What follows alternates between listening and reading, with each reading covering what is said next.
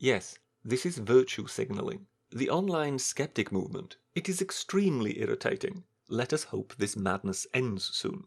Women don't have dicks. Dripping with fake sincerity. This was the work of an imbecile.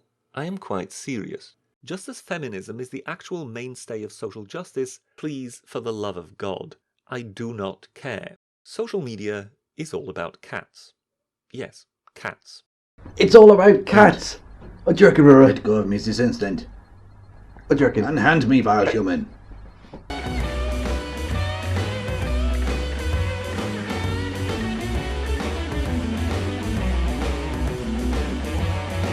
Hello there everybody and welcome to episode 59 of The Descent of Man-osphere, the series where I take you through the ways in which the Man-osphere and its utterly disgusting, reprehensible douchebag inhabitants are trying to reverse human evolution and drag us all back into the fucking sea.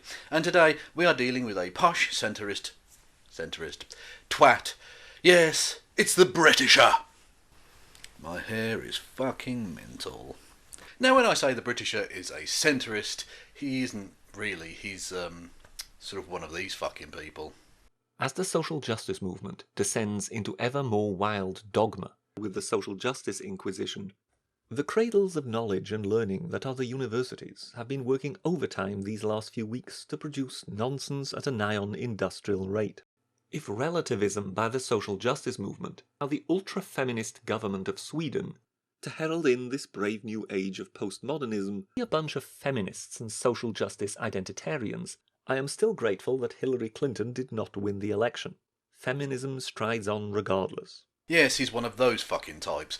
Basically, a conservative who wants to pretend to be a centrist so that he can pretend to be right by not taking a position on lots of different things, because he thinks he basically can't be attacked because the centre ground must be the correct answer, which it isn't, and he often takes a sort of centre-right position anyway. But whatever, right? I just want to say at the start of this that the Britisher is by no means the worst of the people in this series. He really isn't, not even fucking close, right? The things you're going to hear later in the video are pretty terrible. He says some shitty things, but he's one of those guys where you feel like if you could basically get him to avoid certain types of topics, you could probably sit there and have a drink with him and it would be okay. It would be a reasonably pleasant experience, but you know, anyways, let's move on.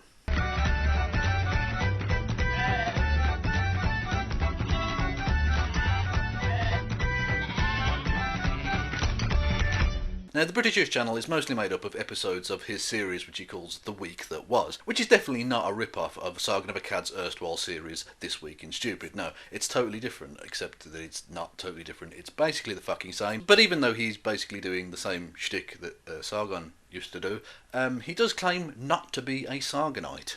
I do not consider myself a Sargonite. You see, he does claim that. But, having claimed that he's not a Sargonite, one thing he's definitely picked up from his master is a ridiculously shallow understanding of topics and a pig-headed unwillingness to do research in order to rectify that situation. Then there was the Grid Girls drama. It started in the non-sport that is professional darts. One announced that the contestants would no longer be accompanied to the oche by glamorous models. Apparently it was no longer befitting the times, etc. Formula One racing very quickly followed suit, announcing the Grid Girls were no longer needed. So once again, feminism has done women out of jobs and income. Oh god, this fucking shit again. Right, look dickhead, it was not feminism that caused a change of policy from the darts and Formula One corporations there, okay? They were commercial decisions based on pressure from television companies. You see, a little bit of research can help you in not talking so much fucking shit all the time. And that was not just a one-off incident, okay? These types of things are littered throughout his fucking shitty content. That negotiation is without precedent in complexity. It is even possible that it fails, and that we end up trading on WTO rules. Nobody says that Brexit will be easy. Nobody. Totally fucking incorrect, Britisher. And this one beggars belief. Like, if he were, say, someone from abroad who hadn't followed the campaign very well, you might want to give them the benefit of the doubt and say that they're just, ignorant, rather than just lying. But the Britisher, as his name would suggest, is British. and lived here at the time, and I believe was conscious throughout the referendum campaign. So there really is no excuse for him to be this fucking wrong. He must have seen what I saw throughout the campaign, which was Brexiteer bullshitters saying how very, very easy it all would be.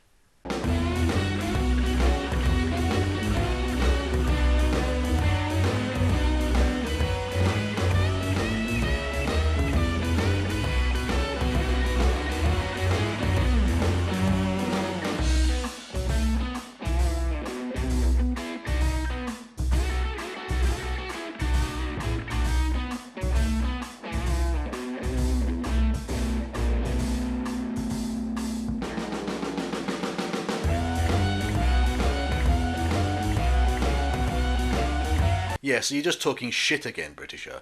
Anyways, here's another one. One of the people in the clip in fact claims to be non-binary.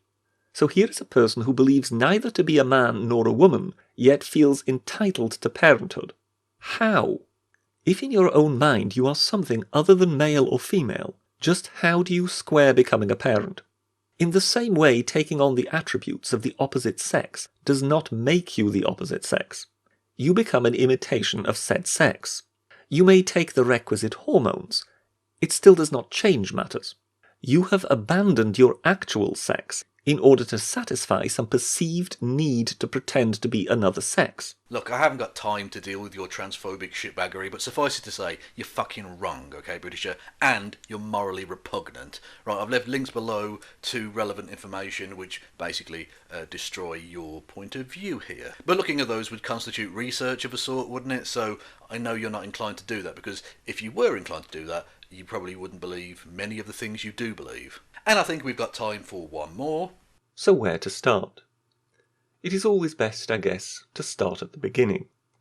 Human civilization knows of two cores.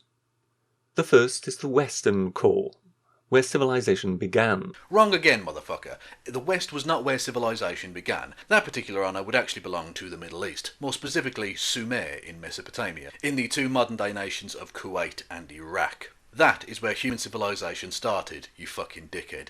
And, just as an extra here, right, it was not started by white people. Now, that might seem a bit strange to say, because he didn't mention race in that little clip I showed you, right? But trust me, that will become relevant later in the video.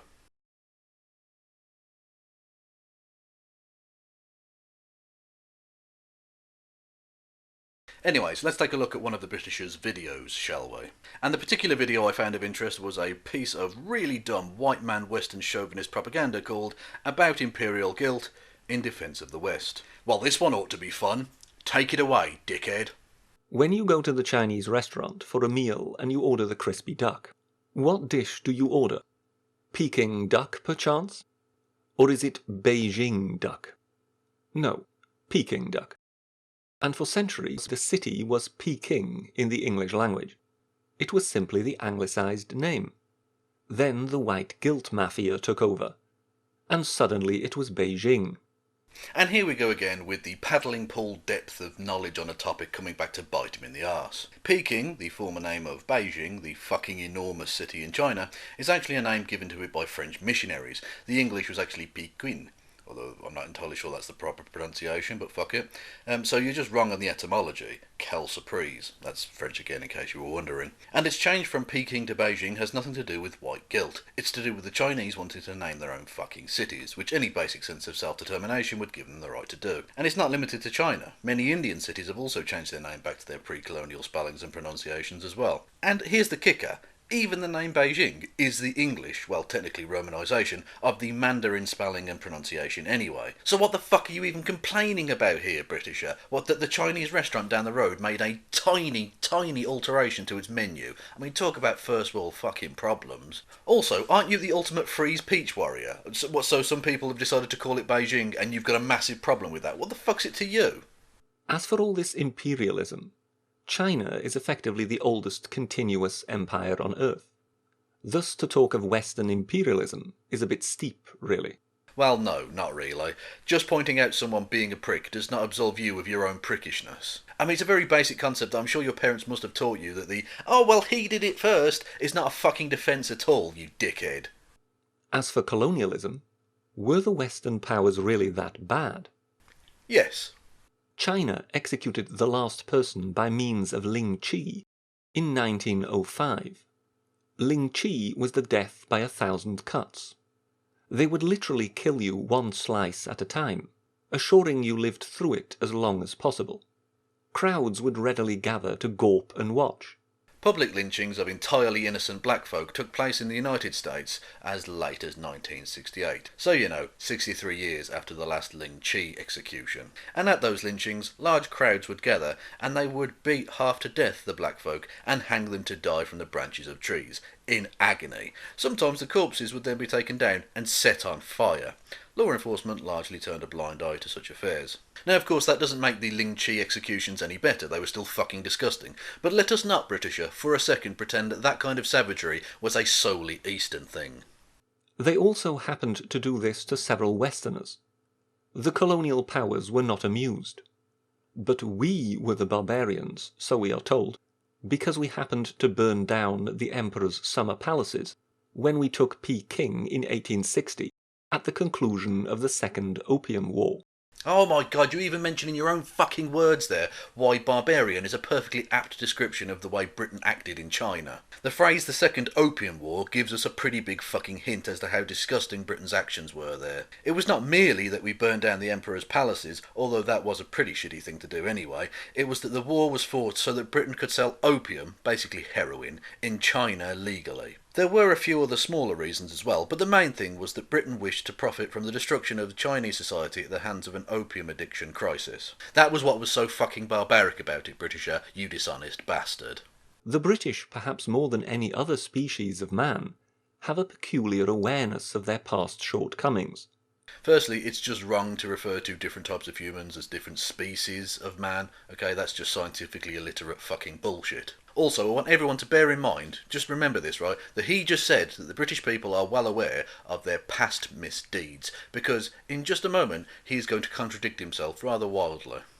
Meanwhile, the former colonial powers wear hair shirts and endlessly prostrate themselves before the world, apologising for this deed or that.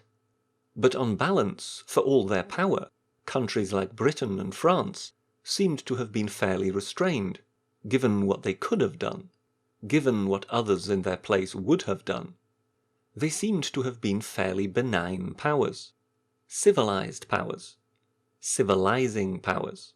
Wow, you would make the worst defence attorney, you really fucking would. Just saying, yeah, I know we were douchebags, but we could have been way fucking worse, is really not a defence, you fucking idiot. Also, cockhead, did you just say that Britain and France were benign, civilised and civilising?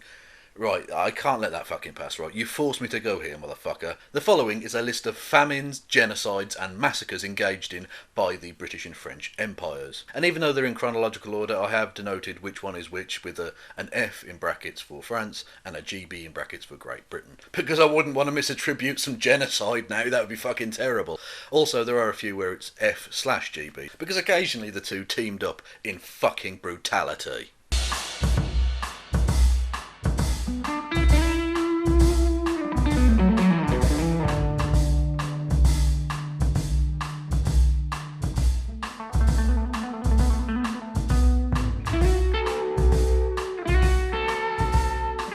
Yeah, benign and civilised. Fuck you, Britisher. Fuck you. They seemed to have been fairly benign powers, civilized powers, civilizing powers, not least as they did not indulge themselves in deaths by 1,000 cuts. Yeah, I mean, we just starved millions to death in Bengal. No weird deaths or anything. Jesus, just some good old-fashioned starvation.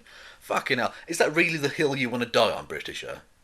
Meanwhile, the days of the 18th and 19th century have been almost obliterated from Western public consciousness. Now, I'd like you all to recall when I asked you to remember earlier when he said that the British public were well aware of past misdeeds by the British Empire, because now he's saying basically the opposite. It's almost like he's just making this shit up as it goes along, dependent on what argument he needs to make at any given time, regardless of how it completely fucking annihilates previous points that he's made. Because it's all about spinning a narrative, rather than, actually exhibiting any kind of intellectual consistency, honesty, or integrity. Because the great flowering of the British and French empires has largely been edited out of history. The staggering achievements of two nations, which reached across the globe and at times fought it out between each other for dominance of the world, has been all but forgotten in the public's imagination. We have come to believe that these were unsavoury times. Slavery, colonialism, worst of all, women did not yet have the vote. Firstly, you dishonest bastard, nobody is saying that the denial of female suffrage was worse than slavery, so you can cut that fucking shit right out. And secondly, the things you listed there sound pretty unsavoury to me. Slavery, colonialism, and denying women the vote. Yes, that really is unsavoury, you fucking moron. Of course, in this time we built the modern world. From that little skirmish in the backwoods of America, in which some people still believe to have achieved something by crossing a river in a rowing boat, to Napoleon spreading the French code of law across Europe, granting the serfs rights, and Britain taking to global trade. People are told to feel guilty, not least white people, for these staggering achievements, which had we left it to the rest of the world, we might still be waiting for today, were achieved by white people. Firstly, the things you cite there, the nice fluffy positive bits, are not the only legacy of that period. And it's that kind of blinkered bullshit which makes your colonialism apologetics so fucking disgusting. You seem to want to airbrush all of the really horrific things out of history, but that's not how it works, motherfucker. Also, the great things you mentioned there were not built solely by white people. For instance, the very foundations of Western civilization, i.e. ancient Greece and ancient Rome, were not solely white. I mean, ancient Greece would have been almost entirely non-white, and the Western Roman Empire was a very multiracial one. Indeed, there were even 2 black emperors of Rome. Most famously, Antonius Caracalla, who was from the modern-day country of Libya, who interestingly was assassinated whilst taking a piss. But anyways, I digress. The point being that the foundations of Western civilization were not laid by solely white folk. And even after the non-white contributions from antiquity, you still have significant influence of Arabic mathematics and Moorish engineering on the Iberian Peninsula, which contributed vastly to European development, learning and culture. You also have the fact of the land, mineral resources and indeed humans plundered from the indigenous people of North America, Africa, India and Australasia. And the economic boom that allowed for Western imperial dominance was built on the back of mostly people of colour. You know, the diamonds and gold from under Johannesburg and Kimberley propped up the British Empire for generations. And Britain's successor as the world's superpower, America, was built on the backs of Africans and their descendants who were enslaved in order to enrich the American establishment. So no, Britisher, you don't just get to fucking claim that Western civilization was built solely by white people, because it fucking wasn't, you prat. The legacy of Europe's culture is gargantuan. While we built empires which now are retrospectively deemed tyrannies. Hang on, whoa. This isn't just a retrospective thing, okay? They were known as tyrannies back then as well. I mean, what the fuck do you think all of those independence movements were about exactly? Now, whilst continuing to look at the same video, we're now going to encompass this.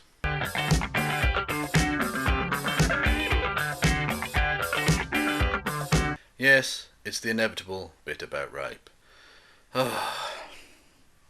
So it's time for the Britisher to point at something absolutely horrific and then run away. Then there is the rape of Nanking in 1937.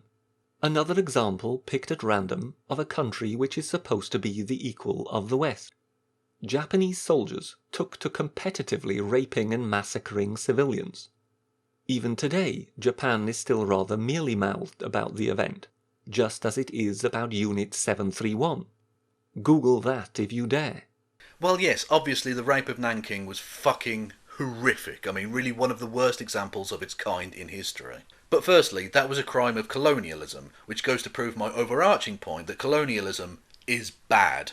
Secondly, are you saying that the Japanese people now should feel bad about the rape of Nanking back then? And if so, how does that square with the fact that you're trying to exculpate the British from their responsibilities due to the shit that the British Empire did? I mean, the title of this video literally has the phrase colonial guilt in it, for fuck's sake.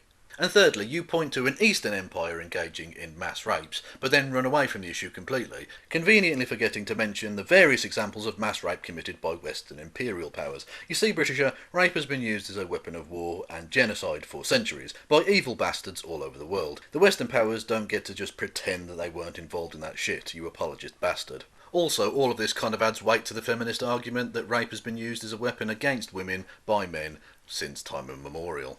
But anyways, carrying on with looking at this fucking god-awful video, but moving on from the inevitable bit about rape. Take it from where you were, Britisher, you unbelievable prick. But such is the past. Modernity poses its own challenges.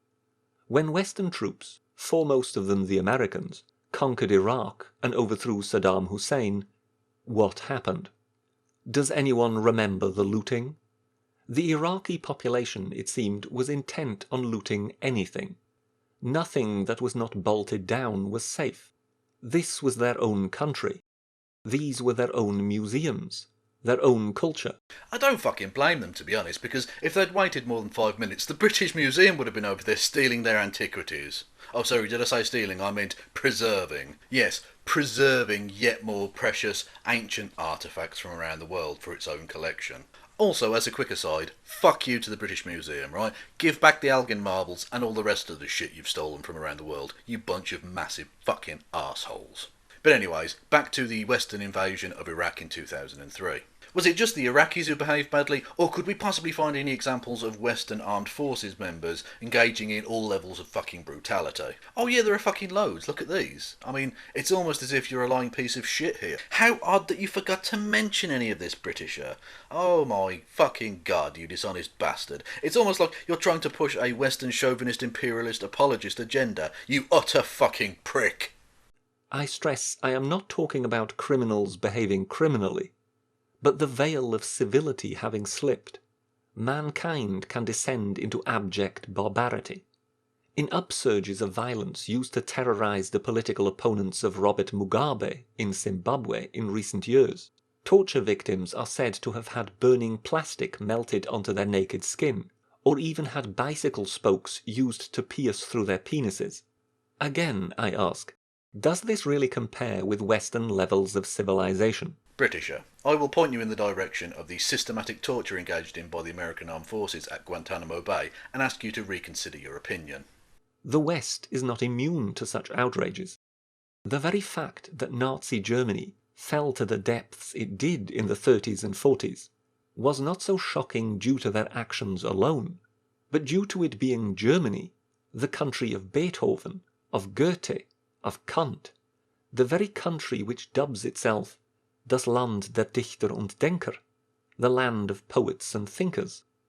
So all the world's great civilizations are capable of succumbing to committing atrocities. But when we look at it honestly, we must accept that the West is the most advanced and most amiable of civilizations.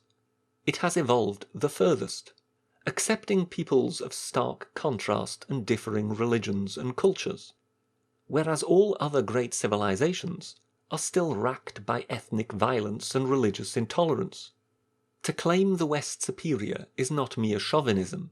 It is not hubris. No, it's mere chauvinism and hubris. And to point out the flaws of Western civilization, like the fact that the Nazis were born forth from it, and the two most destructive wars in human history were started by Westerners, and the only nuclear weapons ever dropped in combat were used by a Western nation, is not to placate the people of other races, but to tell the truth about ourselves, so that by understanding our potential pitfalls, we may more successfully avoid them in the future, and thus become better people. To follow your path, Britisher, and to blinker ourselves to the ills of Western civilization and history, would be to condemn us to repeat the mistakes of the past, and become the very evil that we all know we have the potential to be. Well, I, for one, reject that fucking bullshit completely.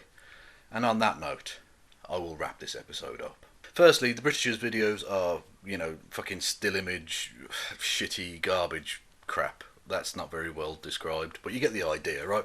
So basically, I can't fucking use that for the still image and music compilation bit at the end, because that would just be fucking boring. So what I'm going to do, having explained all the shit I hate about Britain, or at least some of it anyway, I'm going to use images of stuff in Britain that I find beautiful, but whilst playing a track named after a Britain that I absolutely fucking despise. Juxtapositions! But as for the Britisher, he's basically just a boring as fuck, middle of the road, pretend wannabe centrist dickhead. He's one of these people that seems to think that freedom of speech is the only thing that matters, which is infuriatingly privileged fucking garbage, okay? Because if you're starving to death, freedom of speech really doesn't matter that much. If you're fucking homeless, then freedom of speech isn't really worth that much to you. And so on, right? I could go on with that list, but hopefully you get the fucking point. So whilst freedom of speech and expression are very important, so are the macroeconomic issues that the Britisher so fucking disgustingly sneers at, and you might be able to hear Rory Cat scratching at the door. He's going to have to fucking wait a minute. Oh, for fuck's sake.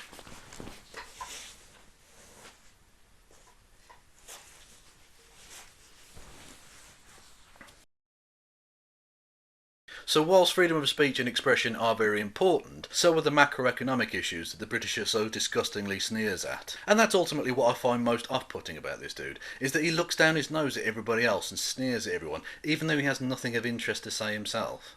And I think that sums it up rather nicely. So with all of that out of the way, there's just one thing left for me to say. The Britisher. Go fuck yourself.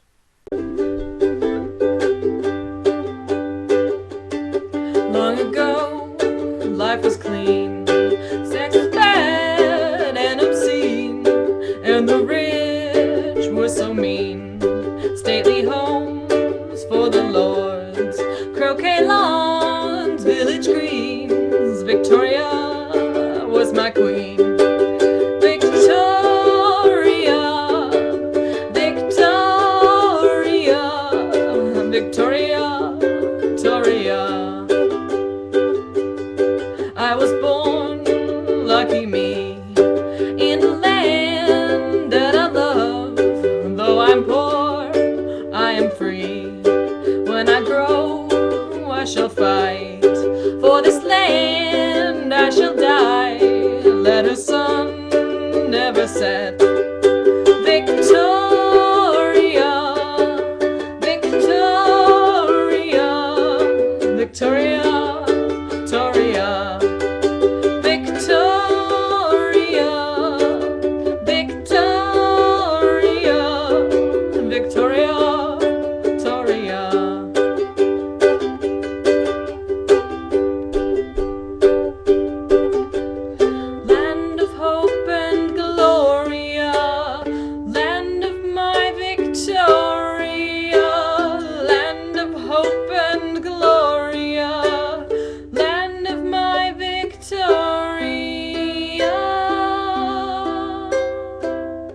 Victoria, Victoria.